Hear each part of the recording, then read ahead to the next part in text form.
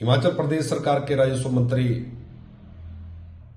जग सिंह नेगी जी द्वारा आज एक वक्तव्य दिया गया जिसमें कहा गया कि भारतीय जनता पार्टी और भारतीय जनता पार्टी के नेता जो हैं हिमाचल विद्रोही हैं। मुझे लगता है कि हिमाचल सरकार के मंत्री जी अपना मानसिक संतुलन खो चुके हैं और इस प्रकार की भाषा का प्रयोग वो समय समय पर करते रहते हैं, लेकिन जो जिम्मेवारी प्रदेश की जनता ने उनको दी है सरकार चलाने की, प्रदेश की जनता की सेवा की, वो अपने उस काम को करें, भारतीय जनता पार्टी की चिंता न करें। जहां तक रेवेन्यू डेफिसिट ग्रांट को लेकर उन्होंने अपना वक्तव्य दिया है, लगातार 3 दिन इस पर चर्चा हुई। चर्चा के दौरान जहां सत्ता पक्ष ने अपना पक्ष रखा, वहीं भारतीय जनता पार्टी ने भी, अपोजिशन ने भी अपनी बात सदन के अंदर कही, जो आज एक रिकॉर्ड का हिस्सा है। हमने कहीं नहीं कहा कि यह ग्रांट बंद होनी चाहिए थी, लेकिन यह ग्रांट बंद कैसे हुई? हिमाचल प्रदेश की सरकार फाइनेंस कमीशन के सामने अपना पक्ष रखने में नाकामयाब हुई।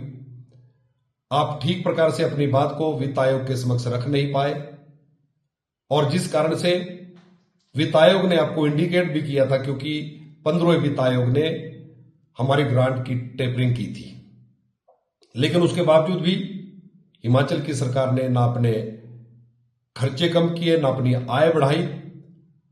कभी असंवैधानिक तरीके से सीपीएस की नियुक्तियां करना, चेयरमैन वाइस चेयरमैन की फौज खड़ी करना, हाई कोर्ट में additional advocate deputy advocate general की फौज खड़ी करना और उसके साथ सलाहकार ओएसडीओ की लंबी फौज।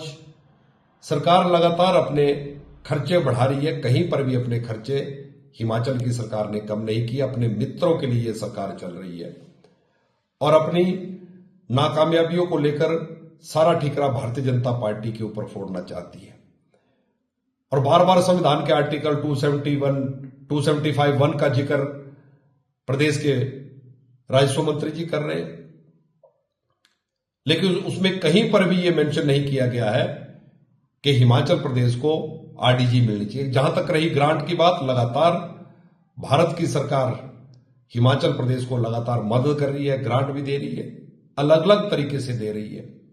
अभी 3 दिन पहले 286 करोड़ रुपया भारत की सरकार ने हिमाचल प्रदेश में जो आपदा में हमको नुकसान हुआ था उसके लिए हमको दिया। और लेकिन इन 3 वर्ष के कार्यकाल में हिमाचल की सरकार ने लगातार कर्ज लिया। आज हमारा कर्ज 1 लाख करोड़ को पार कर गया और इसके लिए भी दोषी भारतीय जनता पार्टी को ठहरा रहे हैं। एक तरफ प्रदेश के मुख्यमंत्री जी कहते हैं कि 2027 में हमारा हिमाचल आत्मनिर्भर होगा, दूसरी तरफ हमारा कर्ज 1 लाख करोड़ को पार कर गया। उनके अपने बयानों में, उनकी अपनी स्टेटमेंट में ही विरोधाभास है। किस प्रकार से हिमाचल 2027 में आत्मनिर्भर होगा? मुख्यमंत्री जी स्पष्ट करें। यह सदन के अंदर भी हमने पूछा, लेकिन कहीं पर भी मुख्यमंत्री जी स्पष्ट नहीं कर पाए।